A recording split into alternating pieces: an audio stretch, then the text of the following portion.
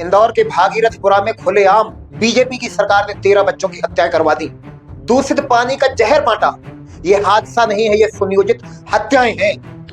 प्रदेश की जल्लाद सरकार ने लोगों को मार डाला। नल लीकेज हफ्तों चला।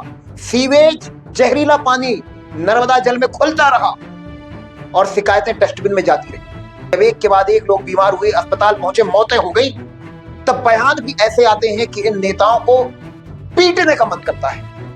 कोई भी एक सामान्य व्यक्ति होगा तो उसका खून खोल जाएगा इन नेताओं के बयान सुनकर के। लगेगा कि अगर अकेले कहीं मिल जाए तो इनको पीट दे। बंद करो स्वच्छ भारत का ढोंग। इनके नेता जिम्मेदार हैं हर एक मौत के लिए। कभी हवा जहरीली तो कभी दवाई जहरीली तो कभी पानी जहरीला। हो क्या रहा है ये? क्यों इन नेताओं के बच्चे कभी ऐसी दुर्घटनाओं का शिकार नहीं होते हैं? सवाल पूछो तो जवाब नहीं देते, गुंडई दिखाते हैं, गुंडई। एक पत्रकार अनुराग द्वारी, उन्होंने जब सवाल पूछा तो कैसे बिलबला रहा है ये नेता, देखो। बहुत सारे लोगों को अभी तक जो रिफंड की बात कही गई थी वो भी नहीं मिला कैलाश जी, और पीने के पानी की ठीक से व्यवस्था। छोड़ो यार, तुम फोकट प्रश्न मत पूछो। नहीं फोकट नहीं, ये तो मैं तो वहाँ होकर आया हूँ। क्या घंटा हो गया तुम? कैलाश जी बात ठीक से कीजिए, नहीं शब्दों का चयन ठीक करिए। कैलाश जी आप ढंग से बात नहीं कर रहे हैं। नहीं आप, ये क्या शब्द होता है कि घंटा घंटा क्या शब्द होता है? आप, मैं तो जाऊँगा, लहजा इनको सुधारने कहिए। इतने सीनियर मंत्री घंटा घंटा क्या बोलते रहते हैं? बात करने की तमीज नहीं है। हाँ और क्या कह रहा है फोकट प्रश्न मत करो। कल तक 10 मौतें हुई थी तो कह रहा था घंटा हुआ है। लोगों की मौत को ऐसे उड़ा रहे हैं जैसे कुछ हुआ ही नहीं। इनको कोई फर्क ही नहीं पड़ता है। ये नेता है, कसाई है, इनको जनता के मरने से कोई फर्क नहीं पड़ता है। 5 महीने का बच्चा अव्यांश साहू, उसकी मां ने दूध में पानी इसलिए मिलाया था कि शायद दूध पतला हो जाएगा तो बच्चे को पचाने में आसानी होगी। उसको क्या पता था कि जिस बच्चे के पैदा होने के लिए 10 साल से मन्नतें मांग रहे थे वो 5 महीने में ही मर जाएगा। और उसकी मौत के लिए जिम्मेदार ये नेताओं को कोई सजा नहीं मिलेगी। अधिकारी फोकट की तनख्वाह लेते हैं, शिकायतों को डस्टबिन में डालते हैं और मंत्रियों से पूछो तो लोगों के घावों पे नमक और मिर्ची लगाने का काम करते हैं अपने बयानों से। न्यायपालिका को संज्ञान लेना चाहिए, ऐसे मंत्रियों को जेल में डालना चाहिए।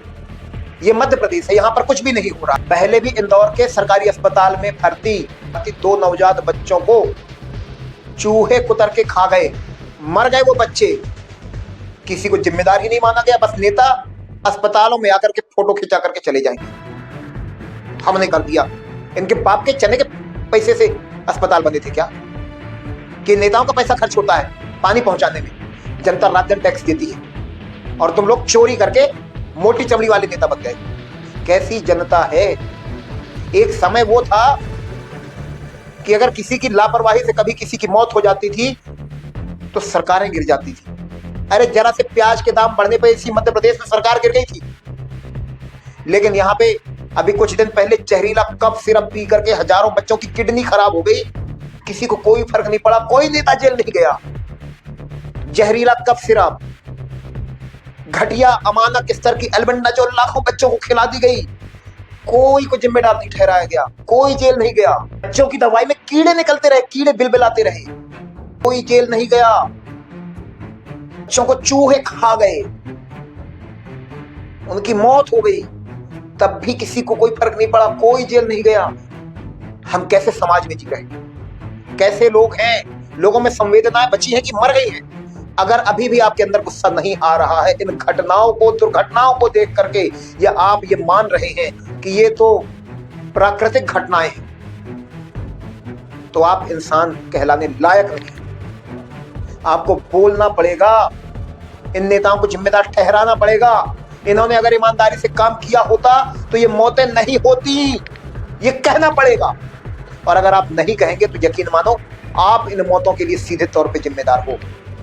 अगर आपको लगता है कि मौतें रोकी जा सकती थी, अगर नेता ईमानदारी से काम करते, अधिकारी ईमानदारी से काम करते, जरा भी ईमानदारी जनता के प्रति अगर ये दिखाते तो ये मौतें नहीं होती। तो इस चैनल को लाइक करिए, सब्सक्राइब करिए, इस वीडियो को शेयर करिए ज्यादा से ज्यादा लोगों तक। जय हिंद।